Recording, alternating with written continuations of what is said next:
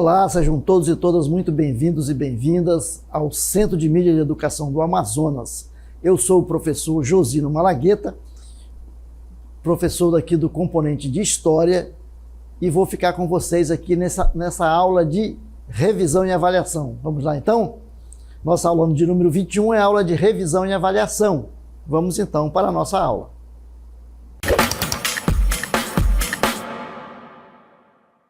É isso então, vamos começar falando da vinda da família real para o Brasil. Nós sabemos que a Europa ali estava vivendo momentos difíceis e Portugal vivia momentos difíceis com aí a pressão de Napoleão, que tinha tomado o poder na França. Para não contrariar nem a França, nem Napoleão, nem a Inglaterra, o Portugal faz um acordo aí com os dois, disfarça com um e com o outro e se manda para o Brasil. Vamos ver isso aí, como é que aconteceu.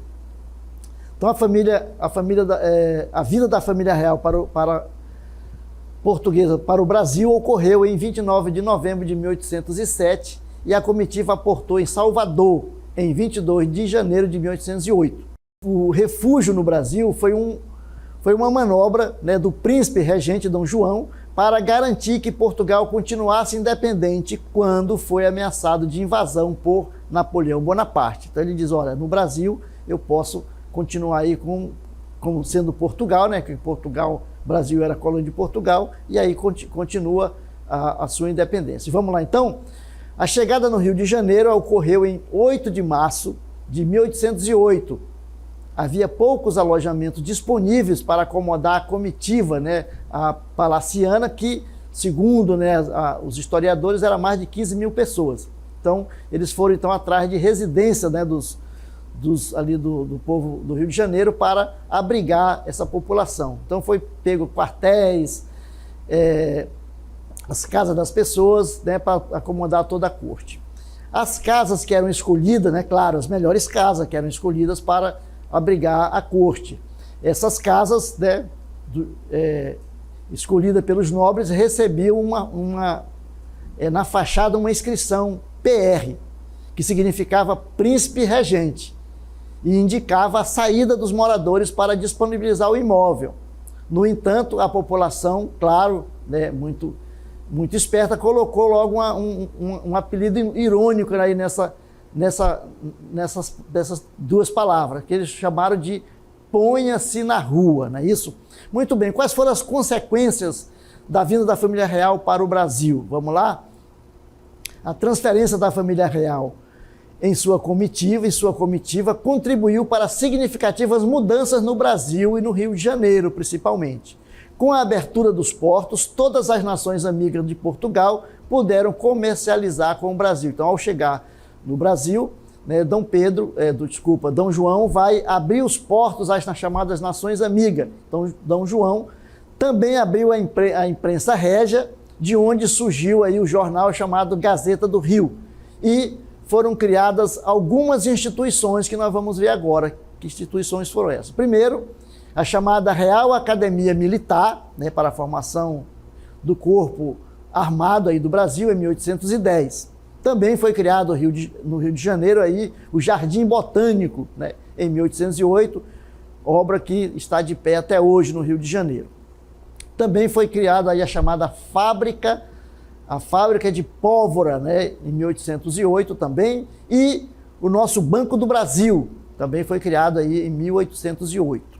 E também o chamado Laboratório Químico Prático, em 1812. E aí nós vamos agora passar por um momento que é o chamado momento da emancipação política do Brasil. Em dezembro de 1821, Dom Pedro recebeu ordem de voltar para Portugal. Sabia que lá os portugueses queriam a volta de Dom Pedro. A notícia cai como uma bomba entre as elites brasileiras. Isso porque elas queriam conservar as liberdades comerciais que haviam adquirido após a vinda da família real portuguesa para o Brasil em 1808. E no dia 9 de janeiro de 1822, Dom Pedro I declarou que permaneceria no país. Aquela famosa frase, se for para o bem de todos e felicidade geral da nação, diga ao povo que fico, E aí esse dia ficou conhecido na historiografia brasileira como o Dia do Fico. Enquanto visitava São Paulo, Dom Pedro I foi informado sobre as medidas de Portugal por meio de uma carta escrita por José Bonifácio e a imperatriz Leopoldina. Sem alternativa a não ser romper os laços com os portugueses, Dom Pedro I declarou aí a independência do Brasil em 7 de setembro de 1822. Meses depois, ele seria coroado, então, o primeiro imperador brasileiro. E aí, nós começamos, então, um novo período da história brasileira, que é o chamado período aí do primeiro reinado. Então, Dom Pedro I vai reinar como imperador do Brasil. O primeiro reinado corresponde ao período que vai de 7 de setembro até 7 de setembro de 1822, né, que é o período da independência, o dia da independência, até 7 de abril de 1831, quando ele abdica do trono em favor de seu filho, né, chamado Pedro de Alcântara. Esse período é o período aí do chamado Primeiro Império Brasileiro, que foi governado por Dom Pedro I. O primeiro reinado foi marcado por disputas entre as elites agrárias e o imperador, além de conflitos regionais no Nordeste e na Cisplatina. Porém, foi um momento no qual o Brasil construiu suas bases como Estado-nação. Então, o Brasil, como Estado-nação, né, agora independente, precisava de uma estrutura de Estado. Era preciso que ele tivesse, então, uma Constituição. E aí começa um processo de elaboração da primeira Constituição brasileira, que vai dar essa caracterização e estruturação de o Brasil como Estado independente, né? Vamos, então, aí para uma Constituição para o Brasil. A Constituinte iniciou seus trabalhos em maio de 1823, e a relação entre deputados e o imperador desgastou-se ao longo desse período. Por que aconteceu isso, professor?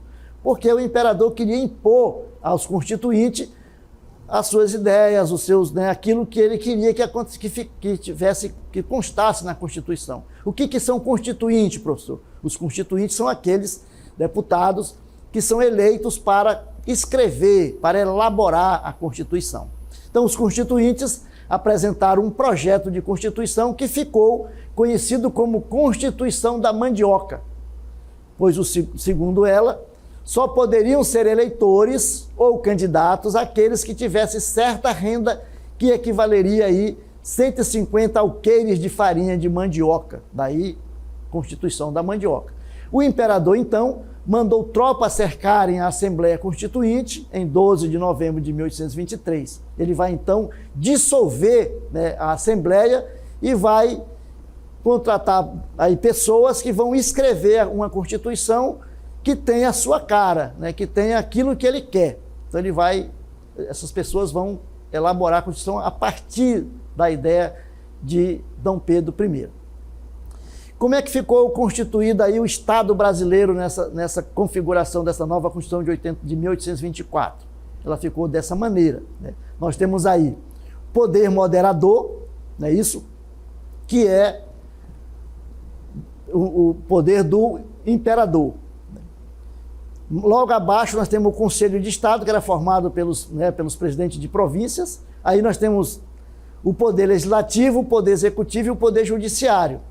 O Poder Legislativo formado pelo Senado, pela Câmara dos Deputados. O Poder Executivo, que era formado pelas províncias, né, presidente de províncias, Conselhos Gerais das Províncias, né, e, claro, o Imperador. E o Poder Judiciário formado pelo chamado Supremo Tribunal de Justiça. Em 25 de março de 1824, a primeira Constituição brasileira foi outorgada. O que é outorgada, professor? Por que ela foi outorgada? Porque ela foi imposta, né? Então, existe uma diferença entre uma Constituição ser outorgada e uma Constituição ser promulgada. Quando se promulga a Constituição, é aquela que ela é votada pela Assembleia Constituinte. Então, a primeira Constituição, ela foi outorgada, isto é, ela foi imposta à nação pelo imperador. Ela nasceu do autoritarismo de Dom Pedro I e seu desejo pela centralização do poder. O documento ficou caracterizado por reforçar o poder do imperador, que era inimputável e tinha poderes acima de todas as outras instâncias por meio do poder moderador. Professor, apareceu uma palavra aí, inimputável. O que é isso? É que nada pegava nele, né? Ele era livre de todos os crimes, né? Então ele era inimputável. Muito bem, Dom Pedro I, cada vez mais impopular, ele vai ficando cada vez mais impopular. Depois de uma brutal repressão à Confederação do Equador, a oposição de Dom Pedro só aumentou. E aí nós vamos ver alguns fatores que levaram à crise, né, aí com Dom Pedro I. O autoritarismo dele, né, a sua centralização, aí, o poder autoritário que ele tinha, crise financeira que estava assolando o país, balança comercial negativa. O que é essa balança comercial negativa, professor? O Brasil comprava mais do que vendia, né?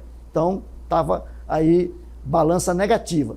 Empréstimos a bancos estrangeiros, então pediu o empréstimo para poder, né, bancar o seu governo. Inflação muito alta e falência do Banco do Brasil. Dom Pedro I visita algumas províncias para poder tentar aliviar aí o problema das tensões que estavam acontecendo e melhorar a sua popularidade. Mas isso não vai adiantar. Na volta dessa viagem, de uma dessas viagens, Dom Pedro foi recebido com uma grande festa iluminada por muitas fogueiras. Porém, essa recepção calorosa deu origem a brigas de rua entre brasileiros e portugueses, ocorrida entre 12 e 15 de março de 1831. Que ficaram, essas noites aí ficaram conhecidas como Noites das Garrafadas, né? A historiografia deu esse título aí para esse momento da história brasileira.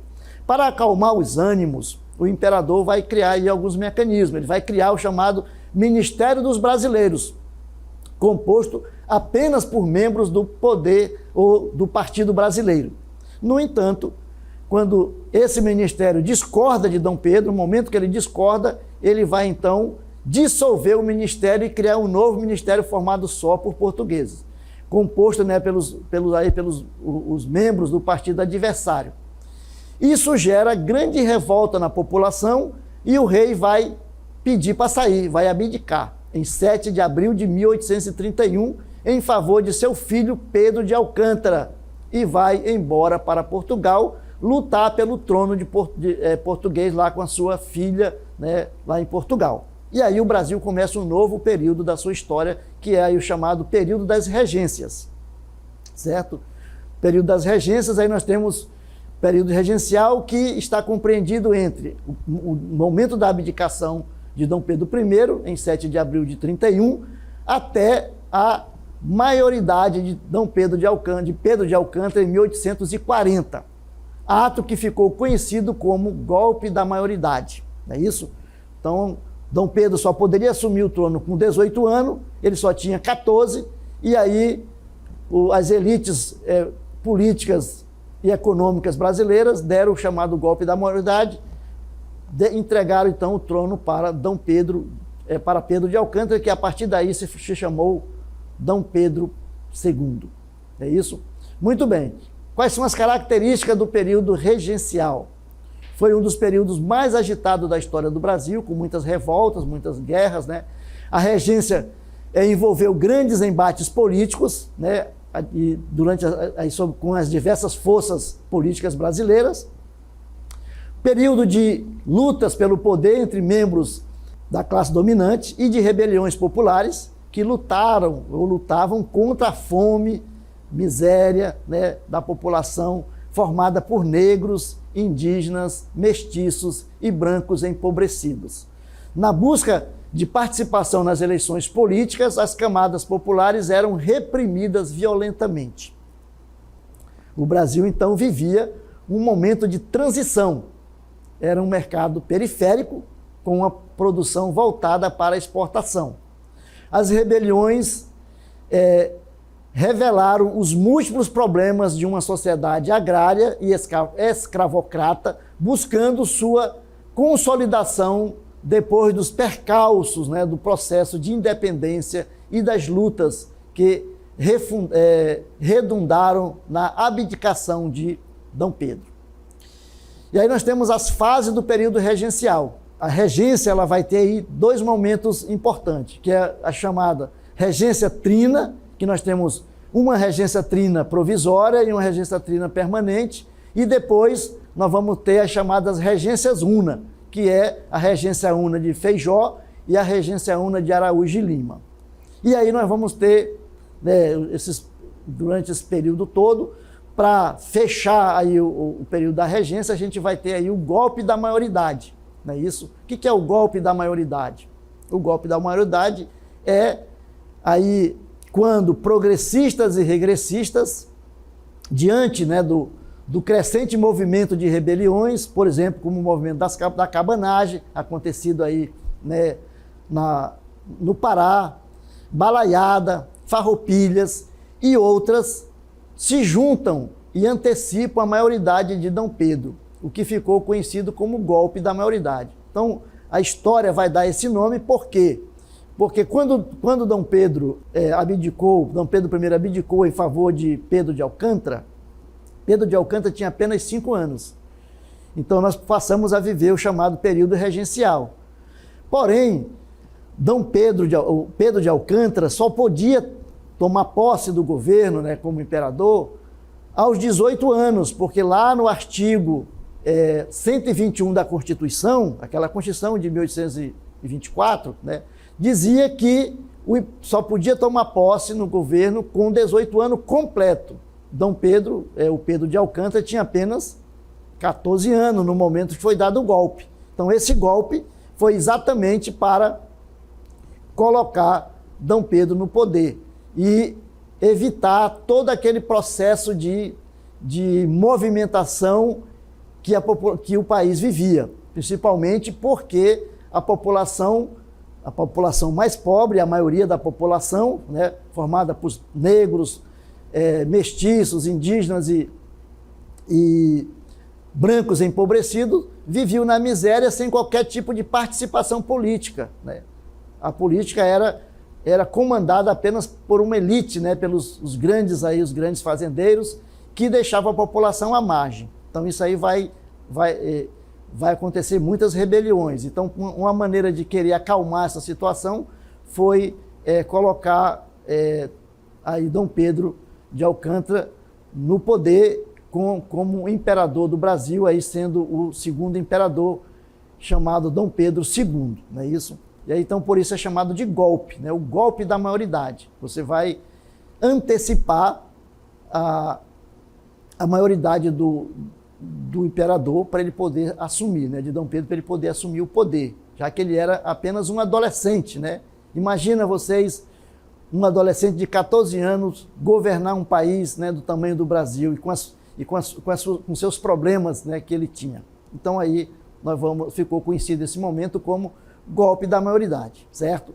Muito bem, então foi isso que nós vimos na nossa aula, ficamos por aqui e até uma próxima.